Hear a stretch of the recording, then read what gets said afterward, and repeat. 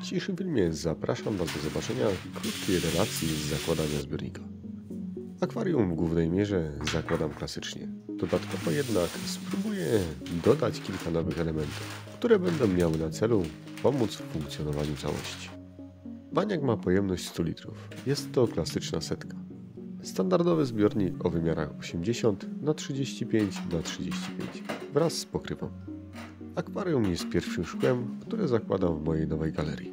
Pomieszczenie nie jest jeszcze w pełni gotowe, ale jak widzicie, warunki są bardzo dobre. Jest duży potencjał.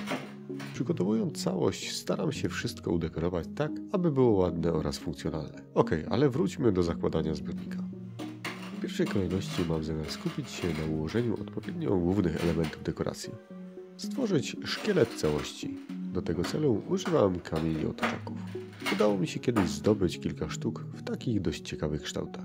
Jakbyście byli ciekaw, gdzie można się zaopatrzyć w tego typu dekoracje, to podpowiem, że pomijając oczywiście sklepy akwarystyczne, bo tam na pewno coś znajdziecie, to również możecie poszukać w niektórych sklepach ogrodowych. Czasami są ładne sztuki w niewielkiej cenie.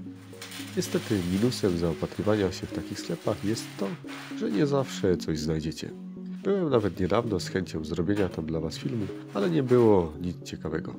Wszystkiego było bardzo dużo, ale nie byłem w stanie wybrać czegoś, co by mi się spodobało.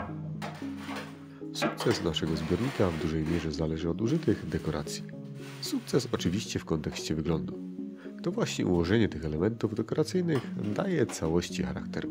W swoim zbiorniku postaram się dość mocno podzielić pierwszy plan od kolejnych. Na pierwszym nie mam zamiaru sadzić zbyt dużo roślin. Ma się tam znajdować jedynie niewielka ilość piasku, gdzie niegdzie tylko posadzę kilka sadzonek Eloharisa vilipary. Myślę, że takie pojedyncze kępki będą ładnie tutaj wyglądać, na tle drugiego planu, który stanowić będzie część skalna. Na trzecim planie natomiast posadzę wszystkie rośliny. Najlepiej pasowałoby mi tutaj różne odmiary kryptokoryn, wymieszane z roślinami łodygowymi, ale na chwilę obecną mam tylko dwa gatunki tej rośliny. Oczywiście oba tutaj użyję. Na resztę terenu mam zamiar posadzić pozostałe swoje łodygowce. Po ułożeniu kamieni, przy których mi zeszło sporo czasu, skróciłem całość dość mocno, aby Was nie zanudzić. Zabieram się za pierwszą warstwę. W tym celu użyję tutaj keramzytu ogrodowego. Keramzyt ma dużą porowatość, przez co stanowi odpowiednie miejsce do zasiedlenia się pożytecznych mikroorganizmów oraz bakterii. Dodatkowo powinien on umożliwić lepszy przepływ wody w najniższych warstwach, a co za tym idzie lepsze natlenienie, zabezpieczając korzenie przed gniciem. Jak to będzie w praktyce, okaże się. Jeśli macie w tym temacie jakieś doświadczenie, dajcie znać w komentarzach. Następnie leci substrat. Użyłem tutaj dwóch rodzajów ziemi. Jedna jest to mieszanka przeznaczona dla sadzonek. Została mi niewielka ilość z ubiegłego sezonu, którą po prostu chciałem już gdzieś wykorzystać. A drugim rodzajem ziemi jest już taka, którą stosuję najczęściej i z której jestem najbardziej zadowolony. Jak do tej pory miałem na niej najlepsze efekty. Jest to zwykła ziemia uniwersalna. Przypominam oczywiście, że warto przed zastosowaniem jakiejkolwiek ziemi sprawdzić sobie jej pH, aby było odpowiednie dla docelowych mieszkańców zbiornika. Ziemię oddzielam siatką budowlaną, podtynkową. Ma ona tutaj dwa zadania. Jedno podtrzymywać całość na miejscu, żeby się nie rozsuwało i spajało całość. A drugie zadanie standardowo oddzielenie ziemi od piasku. Trzecia warstwa jest to piasek do piaskownicy. Worek 20-kilogramowy można znaleźć nawet za 15 zł. Stosowałem go z powodzeniem już wiele razy. Nawet się zbytnio nie pyli przy pierwszym zalaniu. Niewielką ilość tego piasku rozsypuję również dookoła kamieni. Przód oraz boki zbiornika mam zamiar mieć tylko delikatnie obsadzone. Z doświadczenia wiem, że oświetlenie w tym zbiorniku jest dość słabe i nie radzi sobie z doświetleniem boków. Nie chcę później się złościć, że coś tam nie chce rosnąć. Dlatego całą aranżację postanowiłem od samego początku odpowiednio przystosować. Po bocznych stronach zbiornika, gdzie tego światła będzie najmniej, zasadzę sadzonki Microsorium pteropus. Roślina, która może rosnąć w dużym zaciemnieniu i wiem, że sobie poradzi.